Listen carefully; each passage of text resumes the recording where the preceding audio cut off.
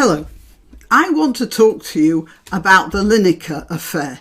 And for those of you who don't know, he's a TV personality over here in the UK. He was a fantastically good footballer and an all-round great guy. As a matter of fact, he was so well liked that after he'd retired from football, he started to make a living advertising crisps. That's potato chips to you guys across the Atlantic. Anyway, the big thing about the advert, the joke of the advert was he was running around stealing bags of crisps from children, which of course is, that was a joke considering Lineker's reputation. He now commentates on a weekly sports show called Match of the Day and takes advantage of his popular following to tweet out his political opinions as a private citizen, not as a BBC spokesman. The problem is that he's so closely associated with the BBC that when he speaks, it's often taken that he has the blessing of the BBC to speak in that way. Right, so before I carry on, I'm going to tell you I'm granniopteryx. I'm on YouTube, Rumble, BitChute and Minds. I'm also on Twitter, Gab and Parler, where I am at granniopteryx, and let you know when I've uploaded new videos on those platforms. That's because YouTube sometimes forgets to do that. Please like this video, please share it, and please subscribe.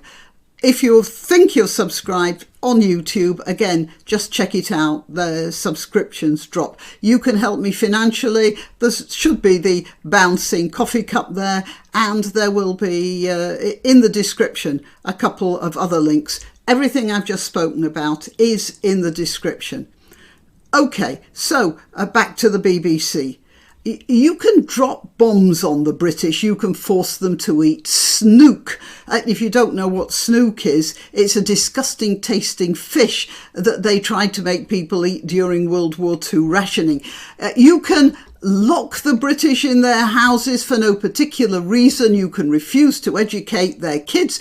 You can refuse them medical attention, but what you can't do is stop them watching their football. And Gary Lineker is the proof of that, because when the BBC suspended him for tweeting to his 8.5 million followers something really, really, really stupid and insensitive and historically ignorant. Well, when they suspended him for that, on the grounds that because he was so closely associated with the BBC, that what he expounds would be taken for a BBC opinion, well, what happened was that all Lineker's pals in the BBC effectively went on strike as well. Now, I can't say whether that's because they were real friends with similar opinions, or because he's so powerful as a TV personality they wanted to keep on his good side,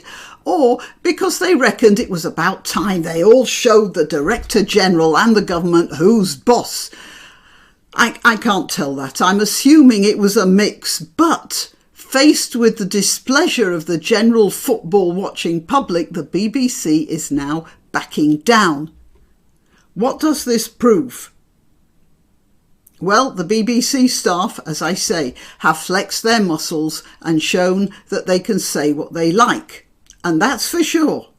What else? Well, that there are many people in the general public who don't care what Lineker says, just so long as he fills in the quiet bits in their weekly football match. Yep, that too. And it's become also increasingly and frighteningly obvious that an organisation that was originally set up to report the news and provide a little bit of entertainment is now making the news and providing a lot of political bias and skewing the news to reflect the political opinions of the majority of their hand-picked employees. And they are hand-picked, believe me, I know, I was there.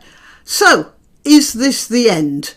Well, it could be. We might discover we're now being run by our media companies, not our politicians. Hey, would you consider that a mediocrity? Yeah, well, considering the calibre of many of the politicians, that's not entirely an unexpected outcome, I suppose. But it could also go the other way. After all, the government does fund the BBC. That is, it upholds a legal system that penalises people who don't pay their television tax, which is known as the licence fee. Interestingly enough, this might wake up the powers that be to the obvious conclusion that come the next election, everything that the BBC is going to be reporting is going to show the Conservatives as the very devil and the Labour Party as our salvation, and probably the Reform Party as a bunch of Nazis.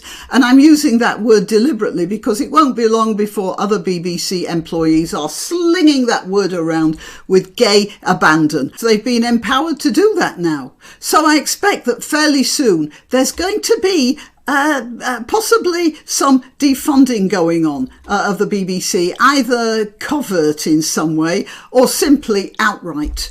It's quite possible that one Conservative MP, for instance, might introduce a private member's bill defunding the BBC. That just might happen, mightn't it? It's just possible. The BBC's very weakness in the face of Lineker's arrogant ignorance very well might put an end to them. Well, we can hope, can't we? OK, till next time. Why not treat yourself or a favoured relative or friend to these magnificent examples of merch? The mugs and t-shirts come in the granniopteryx design or Grambo with a firearm or the more deadly knitting needles. Go to www.granniopteryx.com and whatever platform you're watching this on, please click like, subscribe and share.